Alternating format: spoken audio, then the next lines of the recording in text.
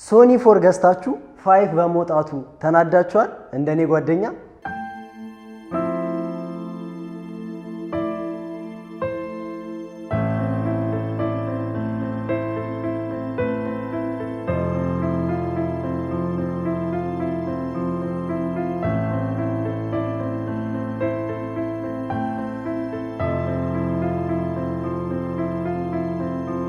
ሶኒ አልፋ 7 5 እንግዲህ ወጥቷል።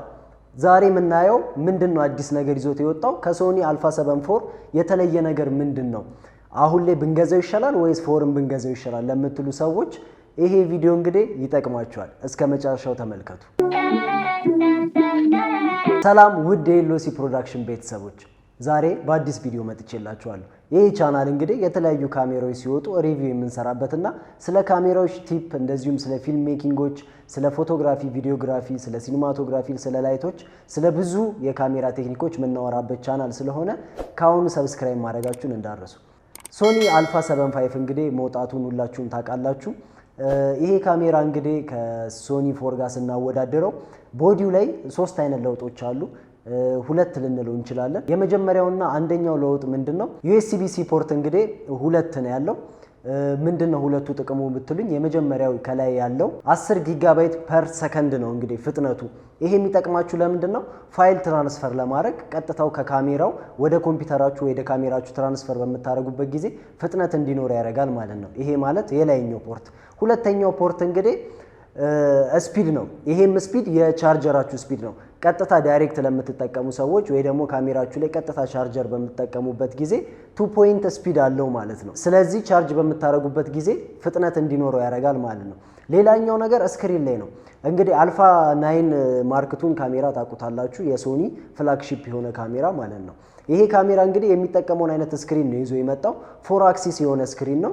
ስክሪኑን ወደ ፈለጋችሁት ቲልት ማድረግ ትችላላችሁ፣ ወደ 4 አክሲስ ማለት ነው። ወደ ታች፣ ወደ ላይ፣ ወደ ጎን ምናምን በደንብ በምታዩት መንገድ ቲልት ማድረግ ትችላላችሁ ማለት ነው። ስለዚህ ሁለተኛው ለውጥ ይሄ ነው። ሶስተኛው ምንድነው? ግሪፑ ነው። ግሪፑ ማለት ካሜራውን በምትይዙበት ጊዜ ትንሽ እጃችሁ ላይ ኮንፈርት እንዲኖር ተደርጎ ነው የተሰራው ይባላል። እንግዲህ ይዤ አላሳያችሁ፣ ምክንያቱም ኢትዮጵያ ውስጥ ነው ያለሁት።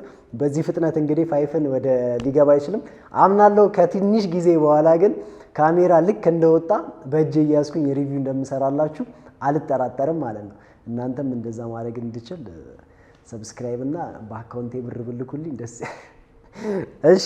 ኤኒዌይስ ወደ ቀጣዩ እንሄዳለን። አብዛኞቻችን እንግዲህ 5 ሲባል ሊወጣ ነው። በግሌ እኔ ሊወጣ ነው ሲባል በደንብ ኤክስፔክት አድርጌ ነበረ። አንደኛ ኦፕን ጌት ይሆናል ብዬ ጠብቄ ነበረ። ሜጋ ፒክስሉም የሴንሰሩ ለየት ይላል ብዬ ጠብቄ ነበረ። የሚገርማችሁ ነገር ከሶኒ አልፋ 7 4 ጋር ተመሳሳይ የሆነ ሴንሰር ነው ያለው። ይሄም ማለት 33 ሜጋ ፒክስል ነው ሴንሰሩ ማለት ነው። አይገርምም? በጣም ልዩነቱ ምንድን ነው? ይሄን ያልጠብቀን እንግዲህ በዚህ መልኩ መሆኑ ትንሽ ከብዳል። ነገር ግን ሴንሰሩ እንደምታስቡት አይደለም። ብዙ አይነት ለውጦች አሉ። ወደ ሪዞሉሽኑ ስንመጣ እንግዲህ 4K በ60 ፍሬም ፐር ሰከንድ ይቀርጻል። ምንድነው ልዩነቱ ከፎር ጋር ልትሉ ትችላላችሁ። ፎር ምንድነው ልዩነቱ? 4K በ60 ፍሬም ስቀርጹ ክሮፕ ያደርገዋል። ይሄ ደግሞ ፉል ፍሬም 4K በ60 ፍሬም ፐር ሰከንድ መቅረጽ ትችላላችሁ። ይሄ ብቻ አይደለም፣ 4K በ120 ፍሬም ፐር ሰከንድ መቅረጽ ትችላላችሁ። 4K በ120 ፍሬም ፐር ሰከንድ ስቀርጹ ግን 1.5 ታይምስ ክሮፕ ያደርገዋል ማለት ነው። ሌላው ብረስት ሞድ ነው። ብረስት ሞድ ለማታውቁ ሰዎች ባለፈው ቪዲዮ እንግዲህ ሰርቻለሁ፣ እሱን ገብታችሁ መመልከት ትችላላችሁ። ብረስት ሞድ ማለት እንግዲህ ካሜራው በፍጥነት ተከታታይ ፎቶዎችን እንዲያነሳላችሁ የሚያደርግ ነው። ብረስት ሞድ እንግዲህ እንዳልኳችሁ ተከታታይ ፎቶዎች ለምሳሌ ስፖርት ፎቶግራፊ ሊሆን ይችላል። የተለያዩ እንቅስቃሴ ያላቸው ፎቶግራፎችን ስታነሱ በፍጥነት ለማንሳት የሚረዳችሁ ነው። እንግዲህ ይሄ ማለት 30 ፍሬም ፐር ሰከንድ ማለት ነው። የካነን ፎርን ስናየው ሶሪ፣ ይሄ ማለት ማርክ ፎርን ልጥራ አንተ። ሶኒ ፎርን በምታዩበት ጊዜ 10 ፍሬም ፐር ሰከንድ ነው። 5 ደግሞ 30 ፍሬም ፐር ሰከንድ። ልዩነቱ እንግዲህ እዚህ ጋር ነው። በመቀጠል እንግዲህ ሮ ነው። ሮ ኢሜጅ የምታነሱ ሰዎች እንግዲህ 3 አይነት አማራጮችን ይዞላችሁ መጥቷል። የመጀመሪያው ሉዝለስ የምንለው ነው። ሁለተኛው ደግሞ ኮምፕረስድ የምንለው ወይ ደግሞ ሃይ ኳሊቲ፣ በሃይ ኳሊቲ ኮምፕረስድ ሆኖ በሃይ ኳሊቲ። ሶስተኛው ደግሞ ኮምፕረስድ ብቻ ነው ማለት ነው። ስለዚህ እነዚህ ሶስቱን ይዞላችሁ መጥቷል። ስለ ሶስት ውስጥ እንመልከት። ሉዝለስ ላይ በመታረጉበት ጊዜ 30 ፍሬም ፐር ሰከንድን እንየው። ለምሳሌ 30 ፍሬም ፐር ሰከንድ አድርጋችሁ ሉዝለስ ሮ ላይ በመታረጉ ጊዜ 40 ፎቶዎችን በ1 ሰከንድ ከ33 ማይክሮ ሰከንድ ውስጥ 40 ፎቶዎችን ያነሳላችኋል። ይሄ ማለት በ1 ሰከንድ ማይክሮ ሰከንድ ልተዋትና በ1 ሰከንድ ውስጥ እንግዲህ 40 ፎቶዎችን አንዴ በሸተሩን በመነኩበት ጊዜ ያነሳላችኋል ማለት ነው። ይሄ በሉዝለስ ላይ ማለት ነው። ከዛ በኮምፕረስድ እንሂድ። ኮምፕረስድ ላይ ደግሞ በ30 ፍሬም ፐር ሰከንድ ብናየው በ3 ሰከንድ ከ33 ማይክሮ ሰከንድ ውስጥ ደግሞ 100 ፎቶ ያነሳላችኋል ማለት ነው። ይሄ ትልቅ ለውጥ ነው፣ አይታመንም። እኔም ከአይምሮ በላይ ሆኗል። እናንተስ አልሆነም? ሌላው ደግሞ ፕሪ ካፕቸር አለው። ፕሪ ካፕቸር እንግዲህ በባለፈው ቪዲዮም ሰርቼዋለሁ፣ በደንብ ታውቃላችሁ። ፕሪ ካፕቸር ማለት ከማንሳታችሁ በፊት የምታነሷቸው የፎቶዎች ብዛት ናቸው። ለምሳሌ በአንድ ወፍ ምሳሌ ልስጣችሁ። አንድ ወፍ ከመብረሯ በፊት እንግዲህ ፎቶ ለማንሳት በራ እንዳታመልጥባችሁ እንግዲህ አንድ የሸተሩን በመንካት የምትፈልጉትን ሻት ላታገኙ ትችላላችሁ። ስለዚህ ሃፍ ፕረሷን የሸተሩን ሃፍ በመንካት ፕሪ ካፕቸር ያደርግላችኋል ማለት ነው። ወፏ በምትበርበት ጊዜ ስነኩት የዛኔ ያቆማል። ከመብረሯ በፊት ያለውን እንግዲህ ሃፍ ፕረስ ስላደረጋችሁት ፎቶ ቁጭ ብሎ ይጠብቃችኋል ማለት ነው። ስለዚህ ወፏ ከመብረሯ በፊት ያሉትን ፎቶዎች ታገኛላችሁ እንዲህ በምስሉ ላይ እንደምትመለከቱት ማለት ነው። ስለዚህ ይሄ ሞድ እንዲኖረው ተደርጎ ነው የተሰራ። ሌላው ነገር ኤአይ ፕሮሰስ ዩኒት አለው። ይሄ በጣም የገረመኝ ነገር አብዛኛ ሶኒ ፕሮሰሰሮችን እንግዲህ ታውቃላችሁ ባዮንዝ ኤክስአር ነው የሚጠቀሙት በእያንዳንዱ ቦዲ ላይ ማለት ነው። ይሄ 5 ካሜራ እንግዲህ ባዮንዝ ኤክስአር 2 ነው።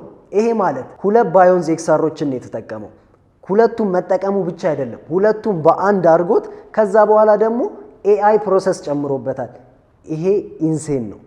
በጣም የሚገርም ፕሮሰሰር ነው ባይዘው። ይሄ ማለት ዱዋል ቺፕ የሆነ ፕሮሰስ ይጠቀማል ማለት ነው፣ ሁለቱን ማለት ነው። ይሄ እንግዲህ ጥቅሙ ምንድነው ካላችሁ ሃይ ከሆነ ከፐርፎርማንሱ ውጪ ሌላ ባትሪ ሄልዙ ላይ ትልቅ ጥቅም ያመጣል። ይሄ ማለት ከፎር ጋር ስናወዳድረው 23% የሚሆን ልዩነት አለው ማለት ነው።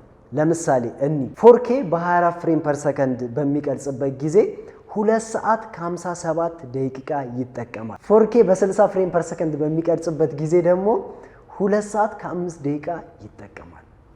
የሚገርም ነው። አይገርምም? እናንተ ካነን ዩዘሮች ናችሁ ማለት ነው። አይገርምም ካላችሁ። ሌላው ደግሞ 7.5 IBIS ነው። IBIS ማለት ምንድነው? ኢምቦዲ ኢሜጅ ስታቢላይዜሽን ማለት ነው። ይሄን እንግዲህ በቲክቶክ ቪዲዮ ላይ ሰርቻለሁ። ምን እንደሆነ ገብታችሁ ቼክ አድርጉ። በዛው ፎሎ ማድረጋችሁ እንዳይረሳ። ሌላውና ዋነኛው ነገር ደግሞ አብዛኛው ሰው ምንድነው ለት ተጨምሮበታል ወይ ያላችሁ እየጠየቃችሁ ነው። 3 አይነት ፊልም ሉኮችን ጨምሮበታል። ይሄ ስታንዳርድ ላንድስኬፕ ምናምን የምንልበት ላይ ማለት ነው፣ ፕሮፋይሎቹ ላይ። እነዚህ ላይ እንግዲህ 3 አይነት ጨምሯል። ኤፍኤል2 እና ኤፍኤል3 ገብታችሁ እንግዲህ ሞክሩት የገዛችሁ ሰዎች ማለት ነው። ሌላው ዋናው ነገር ዋጋው ነው። አይ ይዘለቃል ወደ ካሜራ ዋጋ እንዲሁ ከቀጠለ ቀስ እያለ ቤት የምገዛበት እኮ ነው። አሁን ኦልሬዲ እኮ እነ አሌክሳ እና የሚባሉ ካሜራዎች አሌክሳ 35 ብቻ የካሜራ ዋጋ ንሯል። የሆነ እንደዚህ ከባንክ ምናምን እያመቻቸ የምንገዛበት ጊዜ ቅርብ ነው። አይዘው የካሜራ ዋጋዎች በዚሁ ከቀጠሉ በጣም ከባድ ነው። አይደለም ካሜራዎች፣ የሲኒማ ሌንሶች ራሱ ምን ያህል ኤክስፔንሲቭ እንደሆኑ ታውቃላችሁ። ሶ ይሄ ካሜራ እንግዲህ $2899 ነው። የፎሩ ደግሞ $1888 ነው። ኦልሬዲ ባይዘው ይሄ ካሜራ የሶኒ አልፋ 7 ማርክ 2 ቤቢ ካሜራ እየተባለ ነው። ማለትም እሱ ካሜራ ሆኖ የሶኒ ፍላግሺፕ ካሜራ ሆኖ አነስ ብሎ ይወጣ ኦልሬዲ በእነሱ ታይፕ ነው የወጣው እንጂ እነዚህ አልፋ 7 ሞዶች ላይ የሆነ የሚያቀራርባቸው ነገሮች አሉ፣ ግን አብዛኛው ነገሩ ወደዛ ይሄዳል። ስክሪኑ፣ ሴንሰሩ ምናምን ይሄ ነው ያለው ነገር። ስለዚህ ዮሲ ምን ትመክረናለህ? ፎር እንግዛ 5 እንግዛ ካላችሁ 5 ግዙ። ምንም እንትን የለውም። የሚበልጡ ነገሮች አሉ ኦፍ ኮርስ ምንም ጥያቄ የለውም። ግን ምንድነው ከዋጋ ዋይዝ አንፃር ከፈለጋችሁ ፎር እንድገዙ መክራችኋለሁ። ስቲል ግን የፎር ዋጋ አልቀነሰም፣ በደንብ መሰራት ይችላል። እስካሁን ድረስ በደንብ መስራት ትችላላችሁ። ካሜራ በወጣ ቁጥር አፕዴት ማድረግ አይጠበቅባችሁም። ካላችሁ ኦፍ ኮርስ አፕዴት አድርጉ። ነገር ግን ያላችሁን ካሜራ እስከ መጨረሻው ድረስ አጣጥማችሁ ተጠቀሙ። ጉልበቱን እስከ መጨረሻው እዩት። የካሜራው አንድ ካሜራ ወጥቶ የሆነ ነገር ምናምን ሰርታችሁበት የሆነ ካሜራ ሲመጣ ወደዛ መዘወር አይደለም። ያላችሁን ካሜራ በደንብ ከተጠቀማችሁ እስከ ጥግ ትደርሳላችሁ። እንዳፈሩ። እንግዲህ እንደዚህ አይነት የካሜራ ቲፖችና ኮንቴንቶችን እለቃለሁ። ሰብስክራይብ ማድረጋችሁን እንዳረሱ። ሌላው ማስታወቂያ ያለኝ እንግዲህ ታህሳስ 4 ቅዳሜ ላይ የካሜራ ወርክሾፕ አዘጋጅተናል። መማር ለምትፈልጉ 15 ሰዎች ብቻ ነው የምንፈልገው። መታችሁ እንግዲህ ተምራችሁ ካሜራ መማር የምትፈልጉ የመጀመሪያውን የዛን ቀን መታችሁ አይታችሁ በደንብ ተምራችሁ በነፃ ነው መግቢያ። ስለ ካሜራ ስለ ወደፊት ስለምትማሩት ነገር በደንብ ካያችሁ በኋላ ካሜራ ምንድነው፣ እንዴት መጣ፣ ፎቶግራፊ፣ ስለ ቪዲዮግራፊ፣ ሲኒማቶግራፊ፣ ላይቲንግ፣ ስለዚህ ስለ ከለር፣ ስለ ብዙ ነገር እናወራለን። ከተመቻችሁ 2 ወር ቤዚክ ስልጠና እንሰጣለን። መታችሁ መሰልጠን ትችላላችሁ። ስለዚህ ቅዳሜ 4 15 ሰው ብቻ እዚህ ከታች በምታየው ስልክ እየደወላችሁ ተመዝገቡ። ለ15 ሰዎች እድል እንሰጣለን። እስካሁን ስለተከታተላችሁ እናመሰግናለን። በቀጣይ እንግዲህ ሌላ ቪዲዮ ይዤላችሁ እመጣለሁ። ሶኒ FX3 እና ሶኒ FX13ን አወዳድረነዋል። በቀጣይ እሱን ቪዲዮ ይዤ ስለምመጣ እንድትጠብቁን። ሰብስክራይብ ማድረግ እንዳይረሳ። ለጓደኞቻችሁ ሼር አድርጉ፣ ለቤተ ዘመድ ሼር አድርጉ፣ ለአክስት፣ አጎት፣ እህት፣ ወንድም፣ ቅምቅማት፣ ቅምቅም አባት፣ ቅምቅም እናት፣ ቅምቅም እህት ምናምን ለሚባሉት እንዳለ ሼር ማድረጋችሁ እንዳረሱ። ለጎረቤት በተለይ ለዛች ጎረቤት ለዛች እንዳይረሳ። ይመቻችሁ። ቻው